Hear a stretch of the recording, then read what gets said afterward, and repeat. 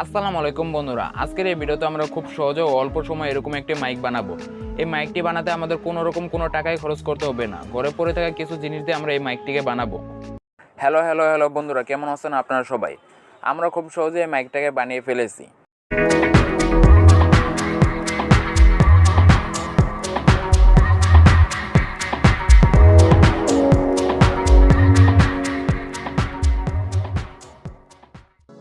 এই মাইকটি বানানোর জন্য আমাদের এরকম একটি মাইক্রোফোন লাগবে।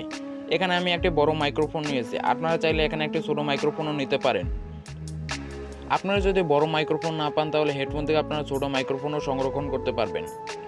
আপনারা বড় মাইক্রোফোন পাইলে বড়টা নেবেন, আর ছোটোটা পাইলে ছোটোটা নেবেন, যে কোনো একটা মাইক্রোফোন নেবেন। মাইকটি বানানোর জন্য আমাদের এরকম একটি হেডফোন জ্যাকেরও প্রয়োজন হবে। এই হেডফোন জ্যাকটি আমি একটি পুরাতন একটি হেডফোন থেকে সংরক্ষণ করেছি। আপনাদের কিন্তু এই হেডফোন জ্যাক 4 পিনওয়ালাটা নিতে হবে, 3 পিনওয়ালাটা নিলে হবে না। 4 পিনওয়ালা একটা হেডফোন জ্যাক নেবেন।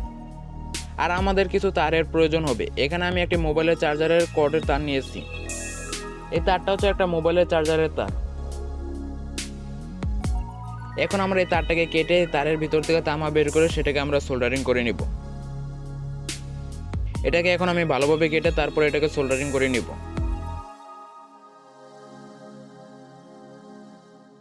আমার এই তারের চারোটি মাথায় ভালোভাবে সোল্ডারিং করা হয়ে গেছে। এখন আমরা এটার কানেকশনটি করে নিব। আমার কাছে একটা মাইক্রোফোনের পুরাতন একটা বডি আছে। এরকম বডি যদি আপনাদের কাছে থাকে তাহলে সেটাকে নেবেন, আর যদি না থাকে তাহলে কোনো সমস্যা নাই। এটা আমার কাছে একটা পুরাতন একটা মাইক্রোফোনের বডি। এই পুরো বডিটাই হচ্ছে ভাঙ্গাচুরা একটা বডি। এই প্লাস্টিকটার ভিতরে এখন আমরা মাইক্রোফোনটাকে ঢুকিয়ে তারপর এটাকে সোল্ডারিং করে নিব। আপনাদের কাছে যদি এরকম প্লাস্টিক থাকে তাহলে সেটাকে নেবেন, আর যদি না থাকে তাহলে কোনো সমস্যা নেই, এটা বাধ্যতামূলক না। এখন আমরা এটার ভিতরে তারটাকে ঢুকে তারপর মাইক্রোফোনের সাথে সোল্ডারিং করে নিব।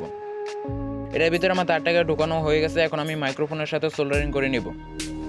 এই মাইক্রোফোনের এক পাশে যে 3টি দাগ দেখতে পাচ্ছেন সেটা হচ্ছে নেগেটিভ, আর যে পাশে কোনো দাগ নেই সেটা হচ্ছে পজিটিভ।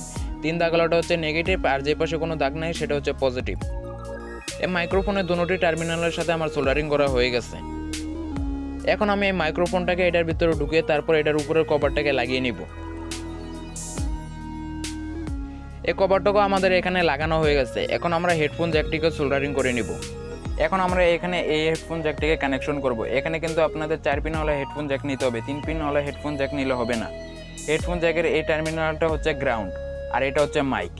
হেডফোন জ্যাকের গ্রাউন্ডের সাথে মাইক্রোফোনের নেগেটিভটাকে লাগাবো, আর মাইকের সাথে মাইক্রোফোনের পজিটিভটাকে লাগাবো। এভাবেই আমরা এটার কানেকশনটা করব।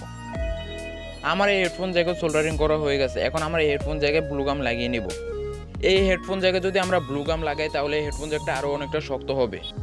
এখানে আমি ভালোভাবে ব্লু গামটা লাগিয়ে নিব। আর মাইক্রোফোনের এই জায়গাতেও আমি একটু ব্লু গাম লাগিয়ে নেব। এই জায়গাতে যদি আমি ব্লু গাম না লাগাই তাহলে মাইক্রোফোন থেকে যে কোনো একটা তার ছুটে যেতে পারে, তার জন্য এই জায়গাতেও আমাদের ব্লু গাম লাগাতে হবে।